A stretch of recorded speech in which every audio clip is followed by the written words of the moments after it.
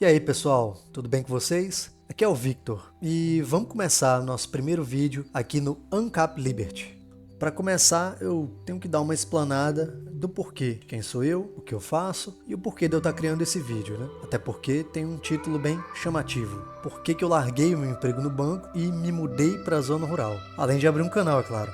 Eu vou deixar o meu relato aqui porque vai ser importante para a gente contextualizar tudo que vai ser abordado aqui nesse canal, daqui em diante. E também porque eu acho interessante que os inscritos saibam o porquê de eu ter criado esse canal e falar o que eu falo. Enfim, eu também acredito que seja importante contar um pouco aqui da minha história, um pouquinho do meu relato aqui pessoal, para que as pessoas se identifiquem, não apenas se identifiquem, mas identifiquem também aquele ponto de virada, ou que pode ser a chave de virada na vida delas. Eu acho que isso aqui vai ajudar bastante. Bom, eu entrei em um concurso num banco grande por volta de 2017, ali mais ou menos no meio do ano, naquele período, e de lá para cá, até o começo do ano passado, eu trabalhava nesse banco. Digamos que aqui para o centro do Brasil, é melhor não dar muitos detalhes desse ponto geográfico importante de onde é que eu tô, né? Porque entregar demais nunca é bom, principalmente pelas coisas que vão ser abordadas daqui em diante. E o que eu aprendi trabalhando num banco? O trabalho num banco, ele é chato, tedioso, enfadonho e muito burocrático.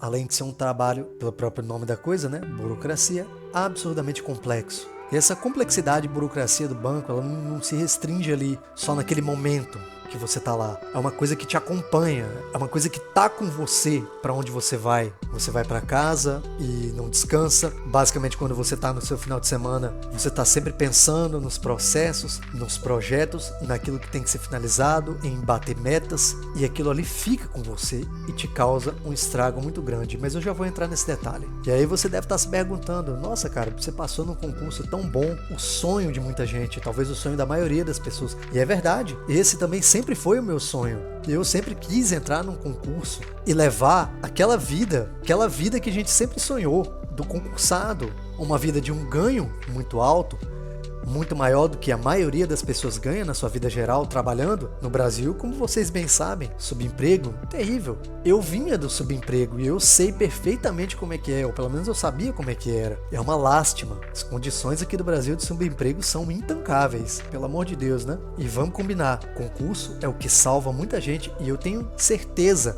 eu não tenho dúvidas que isso salvou a vida de muita gente no Brasil e ainda vai salvar. Tem salvado ao longo desse tempo. A pessoa passa no concurso e pelo menos era também a visão que eu tinha, né? Agora vai ter aquela vida de estabilidade, vai descansar com um salário que por muitas vezes vai aumentar ao longo do tempo, vai comprar tudo o que sempre quis e vai ter uma vida muito boa, né? Quando você compara principalmente com as pessoas ali da média do país Brasil, né? É complicado, eu sei que é o que muita gente quer e era também uma das coisas que eu sempre sonhei em ter. E quando eu comecei a trabalhar ali, logo de cara eu tive os primeiros choques de realidade. A começar com o salário. Quem está iludido com o valor das coisas no Brasil, achando que o índice IPCA ele é a medida real de inflação, já vai tomar o seu primeiro choque, né? Bom, não é. Quando você pega ali o que você ganha e calcula a verdadeira inflação, que não é nem de longe o índice IPCA, e está mais ali para a curva do agregado M2, eu não vou entrar nesses detalhes técnicos, tá? Depois vocês pegam aí.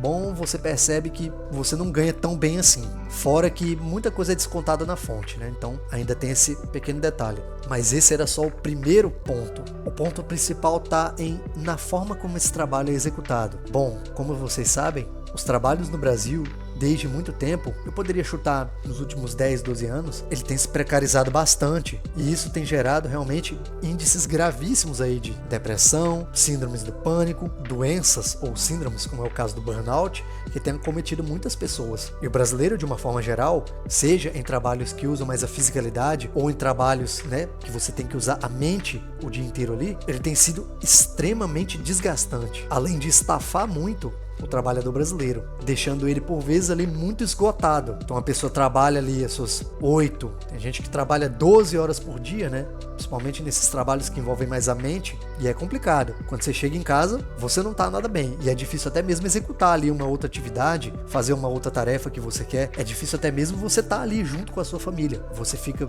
muito estressado, e você sabe que o cortisol, no caso dos homens, por exemplo, ele acaba com a sua saúde, acaba com a sua testosterona. E os níveis de testosterona baixo, eles detonam com a sua saúde ao longo do tempo e fazem muito mal quando você pensa numa longevidade. O cortisol, ele mata a sua longevidade, isso é um fato. E esse era um problema que eu vi logo de começo, e eu vi que aquilo ia fazer parte da rotina. Seria uma rotina desgastante, uma rotina estressante, teria que lidar com muitas pessoas e muitas coisas que são, para dizer o mínimo, complexas. Muitas vezes você não quer lidar, mas faz parte do seu trabalho. É a vida, a gente tem que trabalhar e tem que fazer. Então, você vai lá e faz. Mas aquilo não era o bastante. E foi logo no começo que eu percebi que as pessoas com quem eu lidava diariamente, os colegas de trabalho, eles também tinham seus problemas, né? De uma forma geral, eles não eram pessoas ruins, mas a condição do trabalho tornava eles pessoas extremamente egoístas. Só olhavam para si e só olhavam, né, naquele aspecto do trabalho. Bater meta, fazer o que tem que ser feito ali a todo custo. E eles não estão errados. Se você para pensar no trabalho em si que você tem que fazer, aquilo é o que você tem que fazer. Em qualquer trabalho, quem trabalha em multinacional, trabalha com venda, com esse tipo de sistema, sabe muito bem do que eu estou falando. Esse cinismo, ele molda você, ele te torna apático, te torna frio, te torna insensível, faz você muitas vezes não se colocar no lugar do outro. Você só se preocupar com o que tem que fazer, com a sua venda, com a sua meta, e você não se importa com mais nada, não se importa com as pessoas. Você não enxerga mais as pessoas como um ser humano. Você passa a olhar as pessoas como um número, como uma ferramenta. E as pessoas vão ser usadas por você, seja para você subir um degrau, seja para você alcançar o seu objetivo, seja para você fazer o que tem que ser feito ou para você bater a sua meta. E isso mexe com a sua cabeça e tem um preço. Esse preço, muitas vezes, é cobrado fora do trabalho. Ele vai ser cobrado ali, na sua casa, nos seus momentos de lazer. E foi justamente nesse começo aí de carreira, comecei a ter o primeiro contato com essas ideias de liberdade, seja ela econômica, a partir do momento que eu vi que o meu salário não era exatamente aquilo que eu ganhava, a própria inflação comia quase que 1/3 do meu salário, fora o que você deixa para o governo. E tem o governo, né? O seu amigão, os impostos. Pague seus impostos. Bom, eles vão levar uma boa parte daquilo que você ganha. E isso tira uma qualidade de vida absurda que você poderia ter. E quando você descobre que a sua vida ela tem uma qualidade muito limitada, principalmente pelos altos preços do Brasil, pela inflação terrível e pelos impostos que não param de subir, você realmente começa a ficar triste e se perguntar se aquilo que você está fazendo, se todo aquele peso do seu trabalho diário, se ele realmente tem valido a pena no final do mês. E meus amigos, eu vou dizer que para muitos de vocês, se vocês fizerem a conta certa, não vai valer a pena, como foi o meu caso. Trabalhando daquela maneira, vendo a apatia das pessoas, a frieza e aquela rotina completamente desgastante, que muitas vezes fazia com que eu tivesse que tomar 1, 2 ou 3 remédios para poder dormir e acordar bem no outro dia, ou se é que pode se dizer bem, foi ali que eu tive os meus primeiros lapsos de lucidez, onde eu verdadeiramente posso dizer que eu acordei dessa Matrix, que é o mercado de trabalho no Brasil e como ele funciona. Não só o mercado de trabalho, a vida toda, a vida cotidiana. Os aspectos, as leis, a burocracia, tudo que você tem que lidar no dia a dia e como que as coisas são feitas para prejudicar o trabalhador e as pessoas de bem aqui no Brasil, em todos os aspectos, seja na economia, seja na convivência, sejam nas coisas cotidianas, por um imposto que aumenta, por uma nova medida que é tomada, por uma nova regra que é colocada, por um novo tipo de vistoria que agora é obrigatória, tudo. Então você percebe que cada medida e ação tomada pelo Estado aqui no Brasil prejudica você. Então isso foi uma das coisas que fez eu perceber a realidade ao meu redor. E aí eu passei a enxergar ali tudo aquilo no meu trabalho de outra forma. Digamos que as escamas saíram dos meus olhos. Mas por que eu digo isso? Eu vou entrar em detalhes muito preciosos aqui mais adiante. Tá, mas o que exatamente é o mercado de trabalho atual no Brasil? E veja bem, quando eu estou falando aqui de trabalho, eu não estou dizendo que eu não gosto de trabalhar, não é isso. Eu gosto muito e as pessoas têm que trabalhar, é um fato. E é com o trabalho, com o esforço do seu trabalho e com o dinheiro que você ganha dali que você vai conseguir ter uma boa vida e fazer o que você quer. Comprar as coisas que você precisa, comprar até mesmo a sua diversão. Mas a verdade é que a sua carreira, para ela funcionar, ela tem que te trazer uma satisfação. Aquilo que você faz tem que trazer uma satisfação pessoal, para você. Porque senão as coisas na sua vida a longo prazo vão ficar muito difíceis. E o trabalho, ele não é só isso, ele não é você trocar ali o seu tempo de vida pela execução de uma atividade. Não, não é só isso. O trabalho verdadeiramente ele dignifica, mas ele só dignifica se ele for recompensado com uma geração de valor para você mesmo, para si próprio e uma geração de valor no seu meio. A verdade é que o trabalho ele não dignifica você se você imagina que está sendo um escravo, se você está tendo boa parte da sua renda comprometida, seja porque o governo está aumentando os impostos ou porque a inflação está batendo recordes, ou porque as próprias condicionantes do país levam a você ter uma precarização de toda a sua vida, de todos os aspectos da sua vida. Isso não traz nada de bom. E aí, de fato, o trabalho passa a não ser uma coisa positiva, e sim passa a ser uma condicionante quase que escravizatória na sua vida. E é aí que entra a visão que eu tive do corporativismo no Brasil, seja ele o bancário ou o das multinacionais, que são muito parecidas. Eu tive muitos amigos que trabalhavam em empresas, eu sei muito bem do que eu estou falando. Quando você pensa em sair do subemprego e passar num concurso, numa empresa, no escritório ou numa fábrica, você tem aquele pensamento de ascensão. Você imagina que agora as coisas vão melhorar, você vai ter a vida que você sempre sonhou, você vai ter um salário muito satisfatório e vai conseguir comprar aquilo que você quer. Mas eu vou dar exemplos práticos aqui do que eu vi lá dentro. Eu fiz muitos amigos na minha passagem pelo banco, seja ele da agência que eu trabalhava, de outras agências e também de outros lugares, né? Outras empresas que prestavam serviço, que estavam ali próximos ali, ou que eram clientes, né, diretos, seja da minha carteira ou da carteira de outros funcionários que trabalhavam ali comigo. Eu tive um chefe muito bom. Eu conheci pessoas muito boas. E esse chefe, ele era um gerente. Ele era um cara muito dedicado no trabalho. Foi uma das primeiras pessoas que eu conheci, que eu tive contato. Ele me ajudou muito. Ele me ensinou muitas coisas. Ele era um cara muito focado naquilo que ele fazia. Mas eu percebi algumas coisas da vida dele que me deixaram um pouco desanimado com o emprego. Bom, ele era um cara de seus 40 e poucos anos. Ele estava acima do peso. Se vocês repararem, muita gente que trabalha em banco ou nessas empresas grandes aí, elas de fato estão acima do peso. Porque quando você trabalha nesses lugares, uma das coisas que você logo nota de cara é que vai ser muito difícil cuidar da saúde. E esse é um dos pontos mais prejudiciais, mas não para por aí. Ele passava o dia focado e se dedicando em bater meta, seja ela qual fosse. Quando eu chegava do trabalho, ele já estava lá. Quando eu saía do trabalho, ele ainda estava lá. E ele era um cara que, por mais que ele fosse gente boa e ele fosse um parceiro ali para muitas atividades ali no dia, ele via muito mal um funcionário que saía no horário de término, cumpria ali o seu horário e quando o expediente finalizava, a pessoa ia para casa direto, não ficava ali ainda dando um gás a mais no trabalho. E logo de cara eu reparei nisso. E isso foi um grande divisor de águas ali nos outros pontos que eu passei a observar. Teve um dia que ele me convidou ali pra ir na casa dele e ele tinha um carrão, né? Eu poderia até dizer que é um carro de luxo para a maioria dos brasileiros. Mas ele não dirigia muito, que na verdade o carro dele estava a maior parte do tempo parado ali na frente no estacionamento do trabalho. Basicamente ele dirigia muito para ir pro trabalho e voltar do trabalho para casa. E era só isso. Até a gente foi no carro dele. Ele morava muito bem. Ele morava num condomínio fechado. Era uma casa incrível. E tinha área de lazer, área para churrasco. Tinha uma piscina muito boa na casa dele. Ele tinha esposa, tinha filhos. Ela tinha uma loja.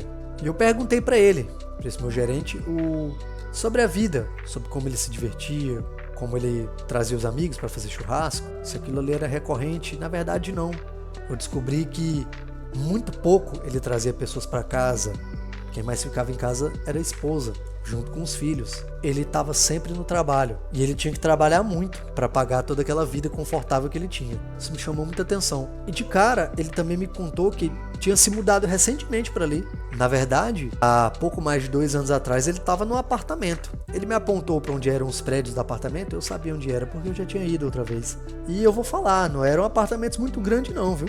Eram apartamentos bem medianos ali, coisa de classe média alta, nada contra, são apartamentos muito bons se você comparar a moradia média do brasileiro, mas aquilo também me chamou atenção. Eu perguntei o porquê e como eu já tinha falado de salários, eu de cara eu percebi também que, mesmo você sendo um gerente geral, você não ganha tão bem assim quando você vai fazer uma conta mesmo na ponta da caneta.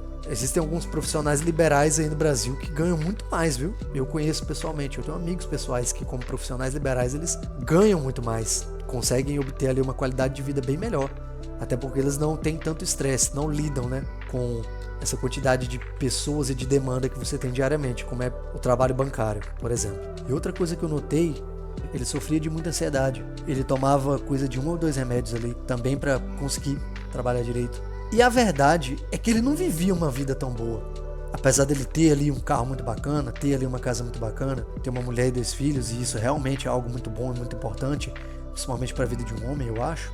Mas, na real, o que eu vi ali foi algo que eu não quis para mim. Ele era um cara que tinha uma aparência de, apesar de ter seus 46 anos, ele tinha uma aparência de bem mais velho, de 50 e poucos anos. Ele já tinha um cabelo bem branco.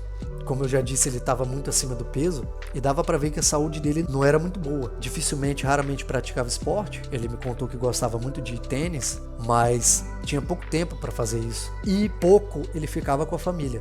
O que era um contrassenso, né? Porque você trabalha para ter um conforto de vida, mas na verdade você agora tem que trabalhar muito. E trabalha para manter aquele conforto esse que você não aproveita, não usufrui. Então eu me perguntava para quê? Por quê? E a verdade é que ele não aproveitava nada do que ele tinha. E ele, para pagar tudo aquilo que ele ainda estava pagando, ele ainda ia ter que trabalhar muito mais. Ele estava longe de se aposentar. Ele não ia se aposentar tão cedo, pelo que ele me contou, mesmo que fosse por contribuição. E ele já estava na carreira de banco há pelo menos uns 20 anos. E só foi conseguir morar em um condomínio fechado e ter aquela casa, que eu via como uma casa muito boa, há pelo menos ali uns 2 anos, quando ele já estava na meia vida, a meia idade. Ele não via os filhos crescerem e ele pouco ficava com os filhos. Quando eu chegava no trabalho, ele já estava lá e basicamente ele era aquilo que a gente pode chamar de workman, né? Ou um homem viciado no trabalho, que vive para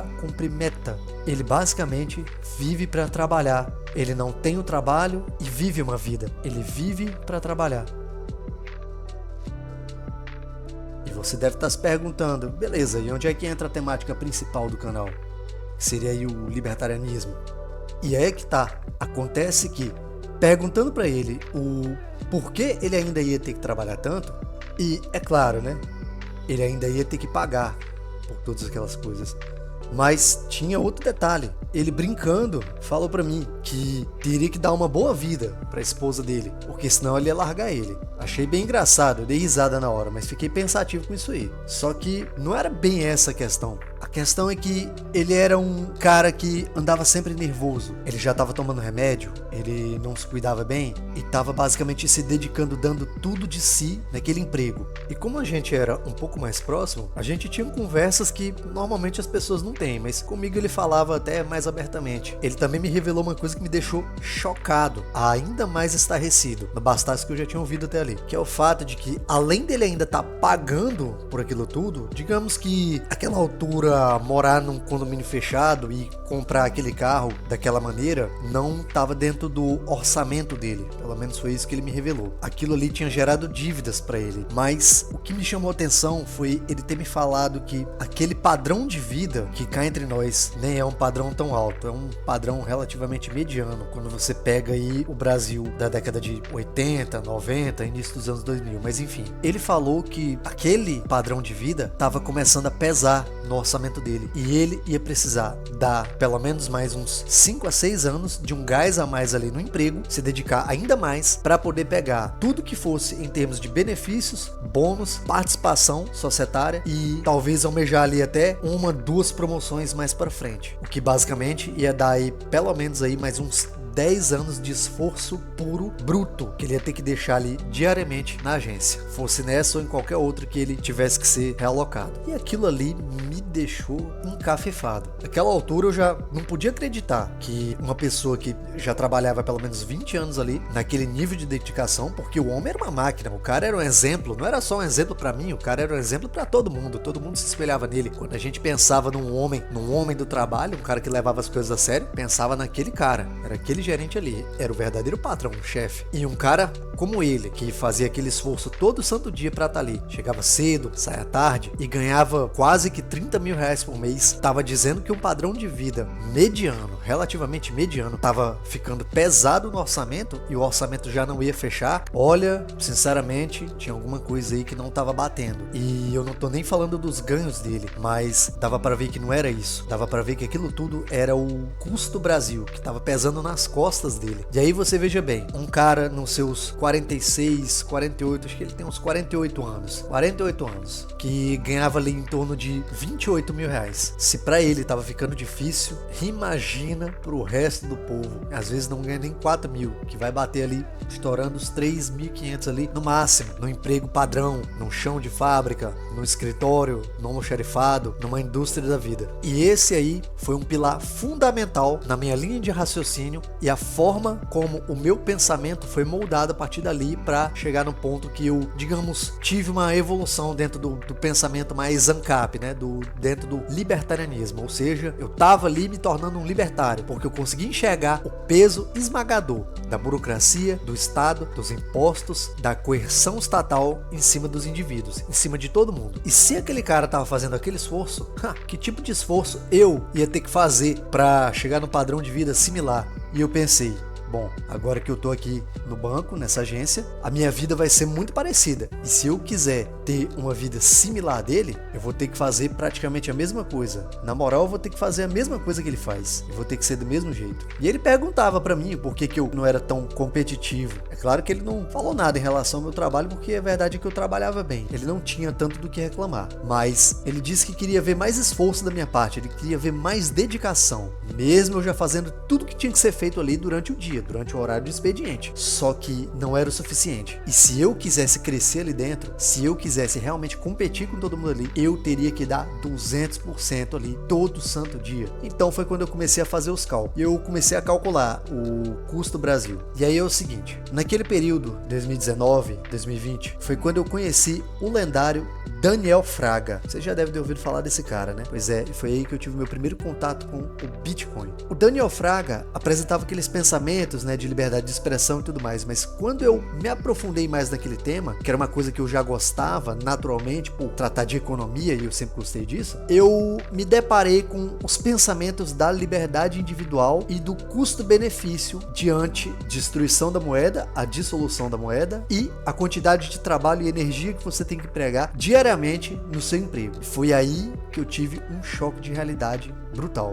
Não importa o quanto eu fizesse ali, eu podia me esforçar 200, 300, 400% por dia, mas eu não ia ter a vida que aquele gerente tinha tão cedo. Digamos que ele levou 20 anos e olha que ele tinha se mudado ali para aquele condomínio fechado, que era basicamente o sonho da maioria das pessoas, há pouco mais de 2 anos. Mas no meu caso, pela corrosão da moeda e pela impressão de dinheiro feita pelo Estado, eu ia levar bem mais do que isso. Eu ia levar talvez 30 anos ou mais se eu conseguisse comprar minha casa. A verdade é que quando você calcula a energia que você gasta ali, o tempo que você deixa e calcula o quanto o Estado destrói o poder de compra das pessoas, você percebe que está numa enrascada, está na beira de um abismo. E a sua corrida contra o tempo, ela se torna quase invencível, porque você não vai conseguir vencer aquilo, por um simples motivo. A inflação e a corrosão da moeda vai te alcançar bem antes que você tenha atingido a estabilidade, o pico de gasto de energia / tempo e a atividade diária para ganhar o seu sustento. Então essa onda ela vai te atingir bem antes de você conseguir ter as coisas que você precisa. E foi aí que eu vi que se você continuar trabalhando de maneira convencional,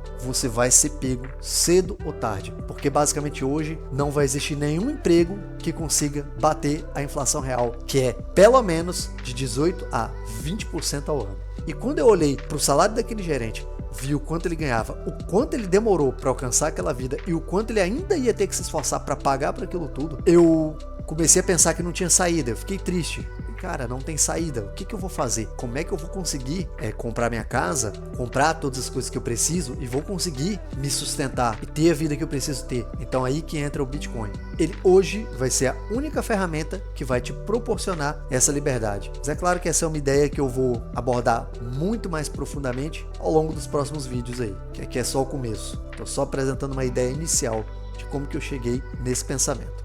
Mas aí, Victor, qual que é a solução? Então, a longo prazo nada vai valer a pena? Trabalhar não vai valer a pena? Concurso não vai valer a pena? Olha só, trabalhar vai ser necessário e todo mundo vai ter que trabalhar, mas acontece que a maneira como você vai fazer isso é que vai ditar o seu futuro, e se ele vai ser um futuro de prisão ou um futuro de liberdade.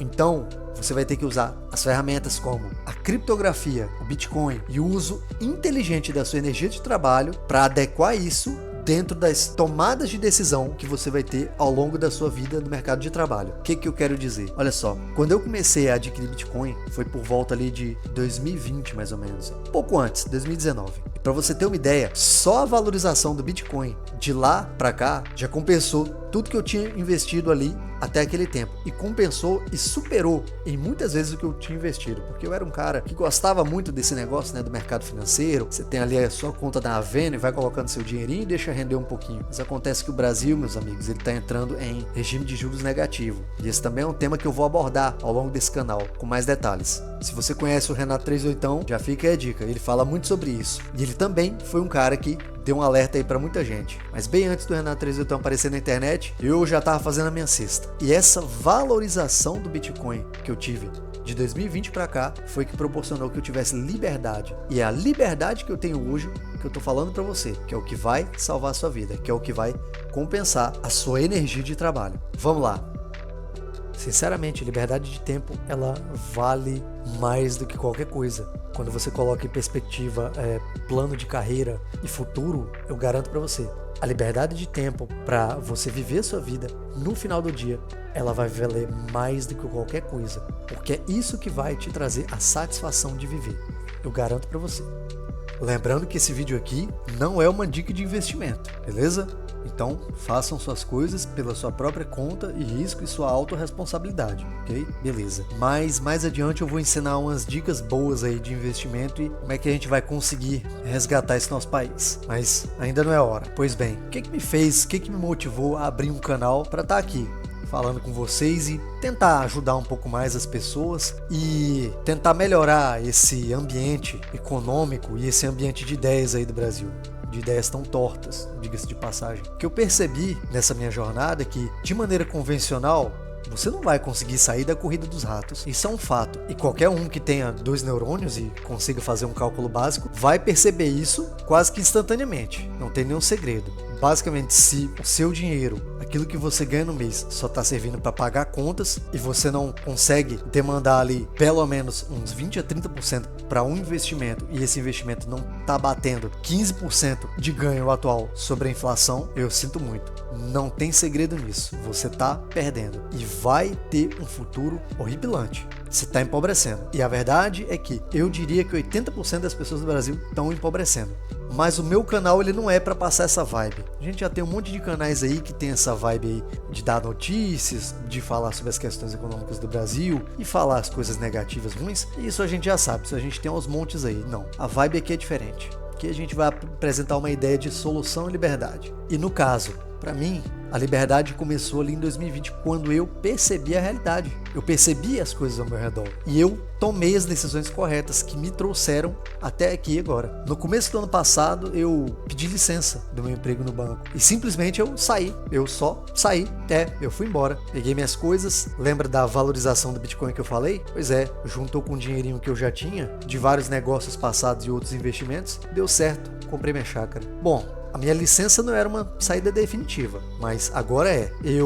Isso ainda está em trâmite, mas basicamente eu saí do meu emprego. Abandonei, larguei, deixo a vaga para quem quiser. Eu consegui mudar para uma cidadezinha um pouco menor, mais próximo, com um pouco mais aí de 40 mil pessoas, e eu comprei minha chácara. E do começo do ano passado até agora, eu comecei a me estruturar justamente para trabalhar o meu próprio sistema, um modo de vida que seja exatamente a expressão da minha linha de pensamento, da minha ideia. ideia, que é sempre baseada em liberdade. Então, só essa valorização do Bitcoin garantiu que hoje eu pudesse morar muito bem aqui nessa chácara e conseguisse me estruturar de maneira adequada.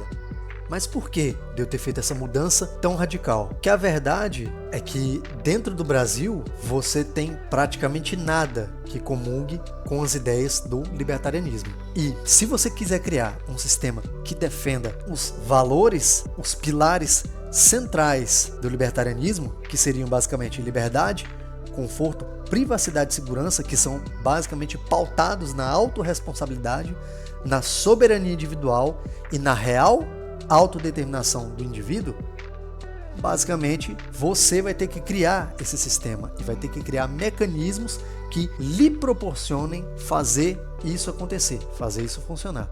E é exatamente por isso que aqui na plataforma essa estrutura não é apenas um canal de vídeos, mas eu quero fazer disso aqui uma comunidade, para que as pessoas se encontrem e para que essas ideias sejam defendidas e levadas adiante. Porque só assim a gente realmente pode ter um país melhor e, sem dúvidas, tornar a vida das pessoas muito mais próspera e confortável dentro desse país continental que ataca tanto a liberdade do indivíduo e corrói tanto o poder de compra e a economia das famílias.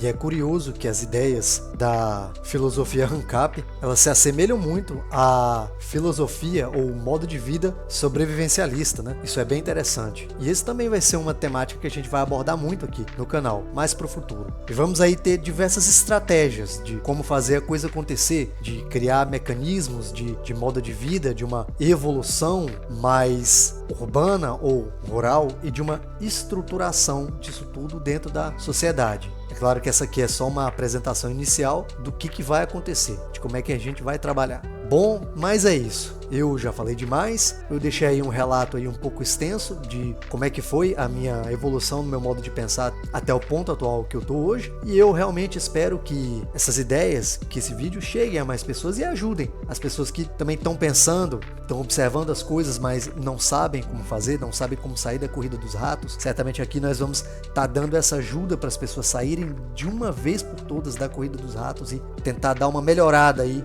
nesse ambiente do mercado de trabalho no Brasil. E no ambiente como um todo, né? Afinal de contas, eu não escolhi uma vida mais no interior e rural à toa, né?